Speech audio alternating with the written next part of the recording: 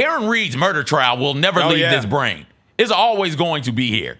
Karen Reed, you don't know, Rosa, but she was acquitted of second-degree murder. Yeah, Boston, right? Boston, yes. It was a hung jury last year. I watched a documentary after Jessica was trying to explain it to me. It was on Investigative Discovery. It was called the Karen Reed Trial, where they laid out the trial for you. They gave you all of the information and just boom, boom, boom, boom, boom. Here's what's going on. And it is wild. So Karen Reed and her boyfriend are hanging out with work friends. Her boyfriend happens to be a cop, John O'Keefe. There's a bunch of cop friends around. They're hanging out Boston, doing what Boston people do. They drink. So they are getting hammered. And do cocaine. And well, I don't know if any cocaine was done. I know they were drinking. They were drinking. They leave one bar, go to a second bar. They're supposed to leave the second bar and go to a friend's house. He gets out of the house. She says she sees him go into the house. He's taking too long to come back. She leaves. He doesn't come home. They're living together. He doesn't come home. She's calling around trying to find him. She drives around with another friend looking for him, ends up saying something like, do you think I hit him with my car? According to the friend. Do you think I killed him? According to the friend. Pull up to the house where she dropped him off at. There his body is laying in the snow. I forgot to mention, it was a blizzard. It was a real bad blizzard, and so it was snow all over the place. There his body is. And now we're trying to figure out who the hell did it. There are moments in this trial where you feel like she did it.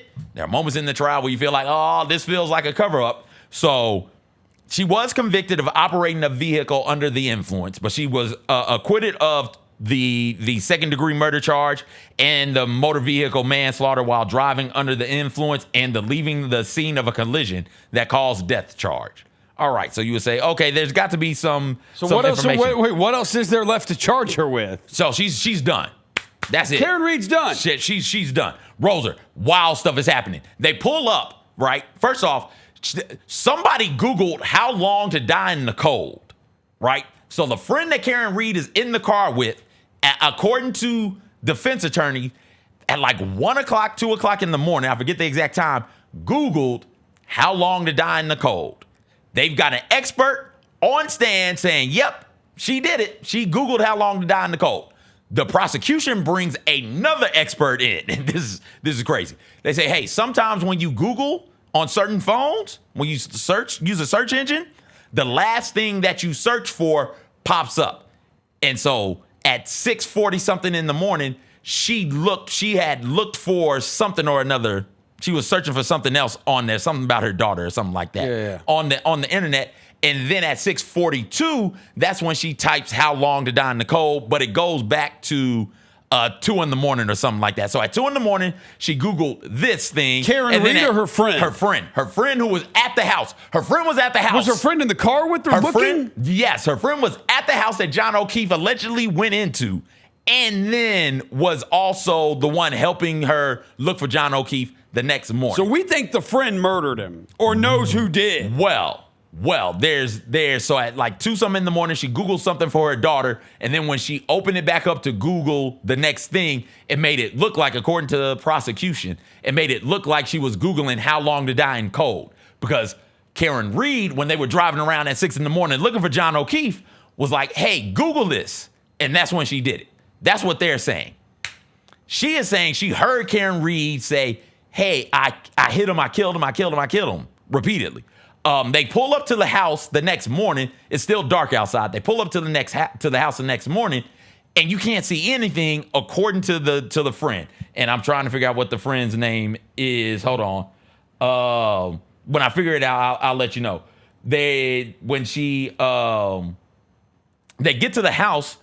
The friend says, hey, there is no way, Jennifer McCabe, there is no way you can see the body because of how much snow was on the ground. You had to know where the body was. That is what the friend is saying.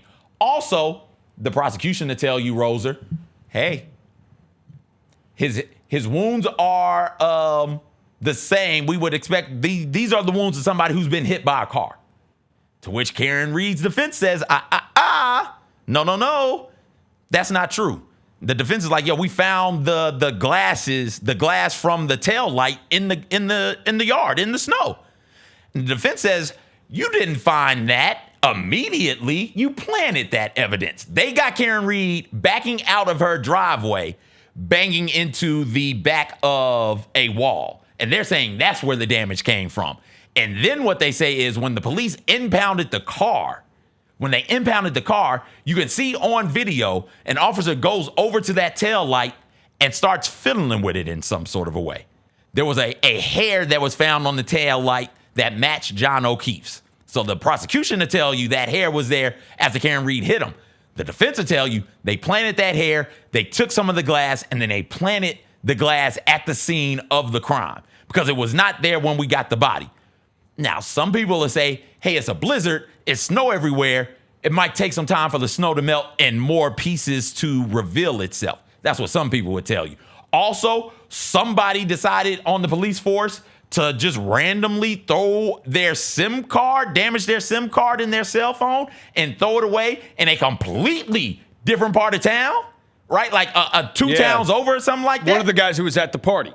One of the guys who was at the party. Yeah, So one side, the prosecution is saying lovers quarrel because they've gotten to an argument and then she, in frustration, hit him with the car and then just drove off. Yeah.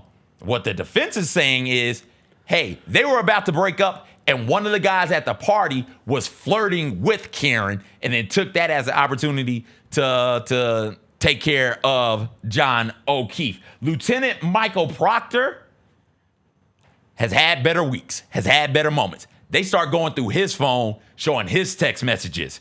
And there's a whole bunch of derogatory stuff in there about Karen Reed. Stuff like she's a whack job C word. Yes, she's a babe. What is it? I want to make sure I got this right. Yes, she's a babe. Weird Fall River accent though, period. No ass, period. Damn. Then he starts talking about her anus for some reason. Oh, let's go. Saying she has a leaky balloon, a balloon knot.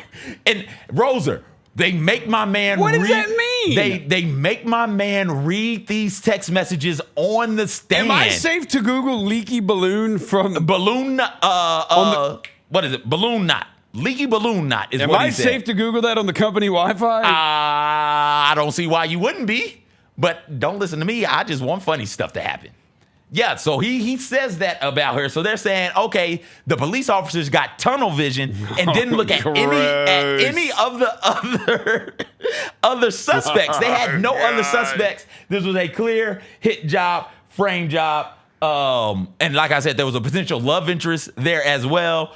This grabbed national attention. Somebody ended up doing a podcast about it. So not only is it all types of weird stuff happening in the courtroom, there are scores of people, somewhere between like 24 and maybe 50, 60 people outside of the courtroom. Karen Reed walks into trial like she is walking the back nine at a PGA event where people are just standing around her as she walks by and they got signs up and they're high-fiving and clapping and cheering for her.